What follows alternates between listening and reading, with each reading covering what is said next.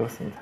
자, 애봉 청장 얘기를 좀 해볼까요? 애봉 청장님 얘기하기 전에 네. PPL 하나만 할게요. 네. 자, 우리 그 탁천몰에서 이번에 티를 하나 싸게 내놨습니다. 리버풀 원단의 집업 티셔츠인데요. 뭐 리버풀 원단이 비싼 거라고 합시다. 내가 입어보려고 그랬는데 네. 사이즈가 105를 보냈어. 난 115를 입어도 꽉 끼는. 이게 약간 슬림핏으로 나왔더라고요. 근데 네. 저 리버풀 원단이란 게 이게 이제 보풀보풀 해갖고 그 보슬보슬하면서 부드러운 원단으로 돼 있는 굉장히 기능성 원단이더만.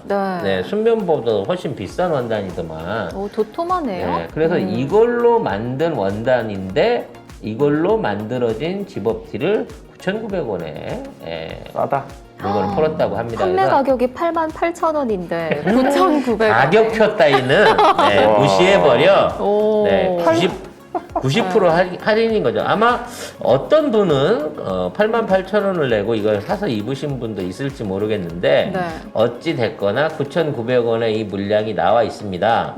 사이즈는 115까지 있더라고요. 95부터. 그렇기 때문에 문제는 뭐냐, 이제는 더 이상 원단가가 올라서 이 가격에 다음 제품을 기대할 수 없다는 거죠. 마지막인가요? 네, 마지막인 거죠. 그래서 이 제품이 품절이 되고 나면 이 단가로는 돌아오지 않을 거기 때문에 이걸 뭐 저기 파티장에 입고 가라고는 말씀 못 드리지만 일상복이죠. 일상복으로서 따뜻하게. 작업복이나 외출복이나 편하게 등산복이나 편하게 입으실 수 있는 옷들이고 네. 핏이 슬림 핏이에요. 네, 그리고 신축성이 굉장히 좋은 원단입니다. 그러니까 이렇게 늘어나지 않아요. 복원력이 좋아서. 그리고 굉장히 따뜻하고 부드러운 원단이라서 저처럼 이렇게 이제 그 정전기나 그 합성 모에 대한 그 폴리에스테르에 대한 그게 좀 민감하신 분들 같은 경우에 편하게 입으실 수 있는 옷이거든요. 이게 세탁이 되게 편할 것 같은데요. 네.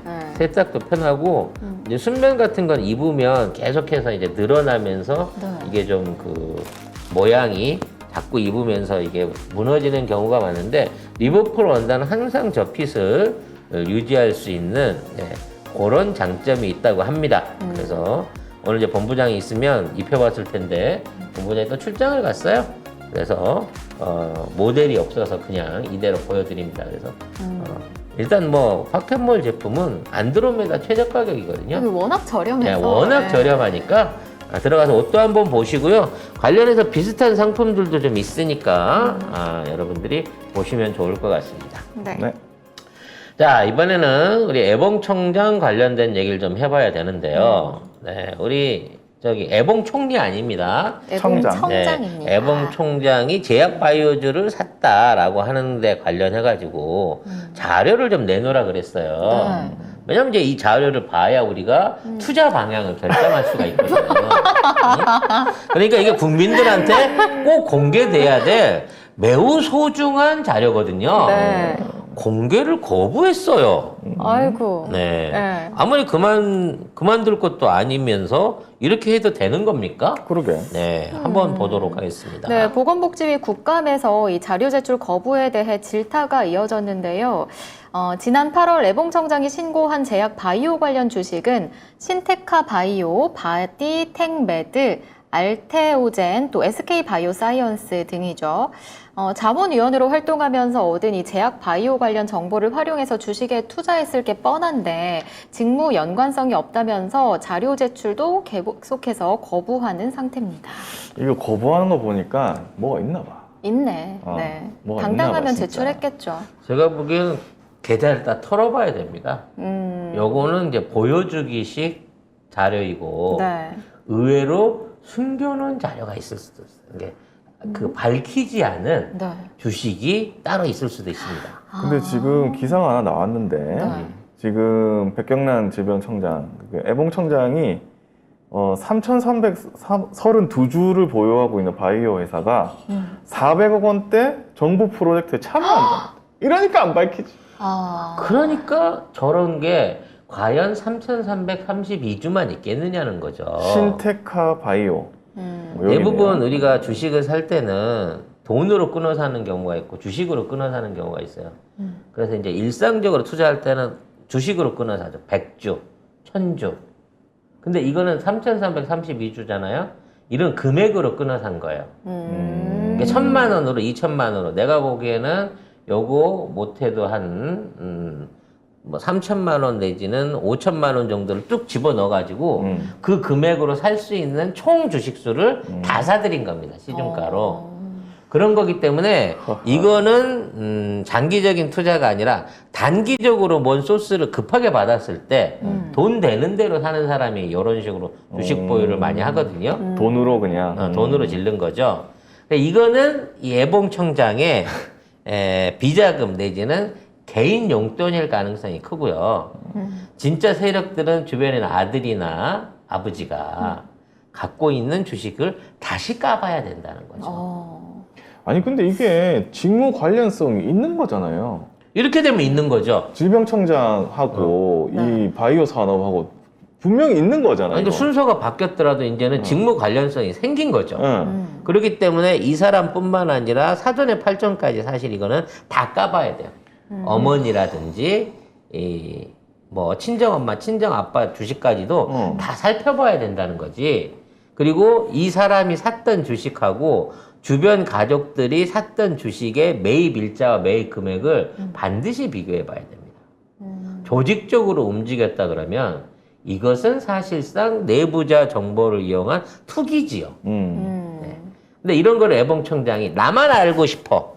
그래서 나만 가지고 자식도 모르게 부모도 모르게 몰래 사는 케이스는 없다는 거죠. 그러니까 애봉청장이 갖고 있는 주식은 이 일가가 보유한 주식의 매우 적은 수준일 가능성이 높고 그 중에서도 뭔가 큰 소스가 있는 주식. 뭐 SK 바이오사이언스 같은 경우에 연습 삼아 산 것 같고요. 뭔가 소스가 있는 주식들은 은밀하게 많은 양을 소유하고 있을 가능성이 높다. 신테카 바이오가 제일 많고 그게 3,332주고 바디텍메드가 166주, SK 바이오팜이 25주. 이게 이렇게 공개된 거는 기본적인 거고. 아, 공개 안 된 게 있을 수 공개 있다. 안 된 쪽에 분명히 뭐가 있다. 자기 네. 이름으로 안 된. 그럼요. 만일 털어봤는데 그런 게 없다 그러면 제 전 재산과 이 국장의 손모가지를 내놓겠습니다. 제 손을 왜 걸어요? 네? 난 손에 대한 집착이 강해서. 네. 아무튼 네. 제대로 한번 조사를 해봐야 되는데. 누가요?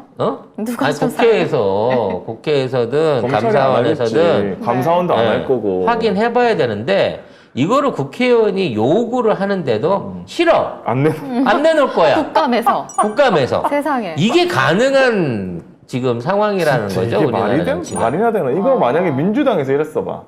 난리가 났을 겁니다. 난리가 났어. 너덜너덜해졌겠죠. 하루 종일 이 얘기했을 거예요. 주가 조작했다고. 특히나 이 바이오 산업 같은 경우에는 이 정부 지원과 합동 프로젝트가 없으면 성공이 힘듭니다.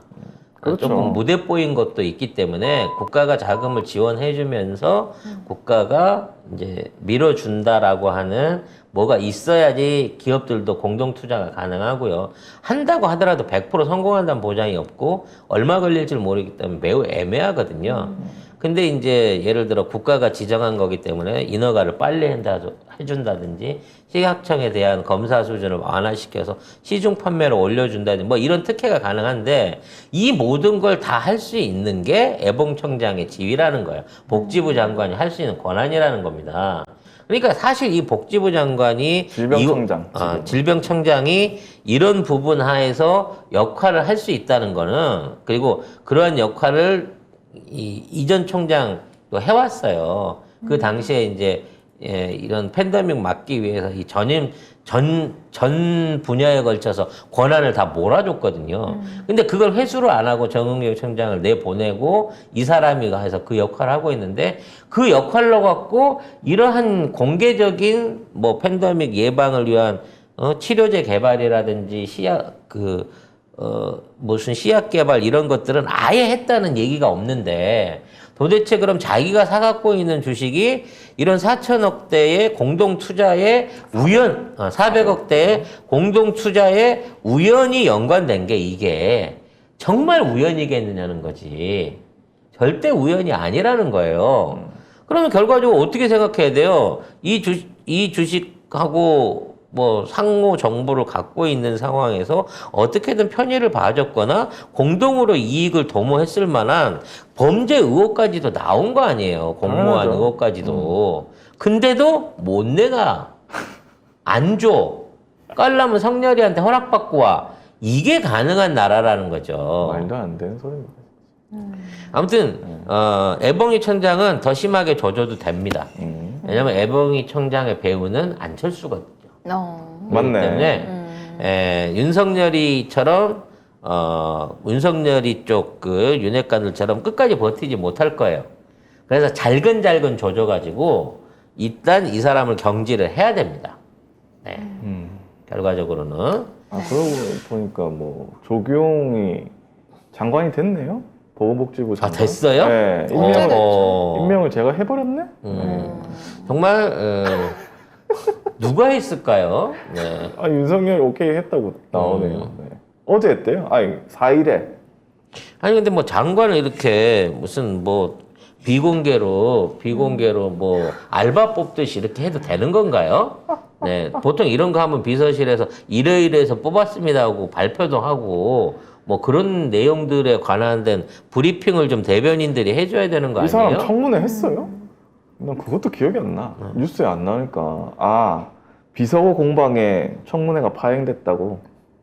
그때. 그래서 청문회 안 걸치고 인준 끝냈네요. 네. 하긴 했대요, 청문회를. 뭐 하든 안 하든지 간에 상관없는데. 상관은 없는데 어차피 할 건데. 어떤 놈이 오든지 간에 나라 꼬라지는 어떻게 돌아갈지는 뻔해 보이긴 하는데 도대체 이렇게 비밀스럽게 돌아가는 대한민국 국정을 누가 하고 있는지 지금 삐져가지고 지금 건의는 며칠째 그 칩거에서 드러나지도 않고 성렬이도 외박하고 나서 열받으면 술 먹었다고 낮에 오전 내내 숙취한다고 퉁치고 난리 치고 있고 지금 한동훈이도 지금 뭐라고 지금 대놓고 어디다 압박 주지를 못해갖고 난리인 건데 그 이 대한민국 국정은 지금 누가 돌보고 있는 거고 각부 장관들은 도대체 누구한테 지시를 받고 일을 하고 있는 건지 제일 걱정입니다. 지금 국방부만 쳐다보고 있지만 국정감사에서 더 많은 비리들과 문제들이 좀 터져 나왔으면 좋겠는데 이와 관련된 기사가 너무 적다는 게 안타깝네요. 언론들이 아직도 정신을 못 차렸네요. 네. 언론은 계속 영원히 정신 캐물어야 못 할 차리죠. 텐데. 네. 그래서 전 세계에서 가장 우수한 미사일을 우리가 오폭을 했다라고 하는 우리는 오폭을 해도 목표치에 한 치를 벗어나지 않는다라고 하는 또 자랑스러운 실드를 치기 위해서 지금 어딘가에서 국방부와 함께 머리를 짜내고 있지 않을까라는 생각을 해봅니다. 네.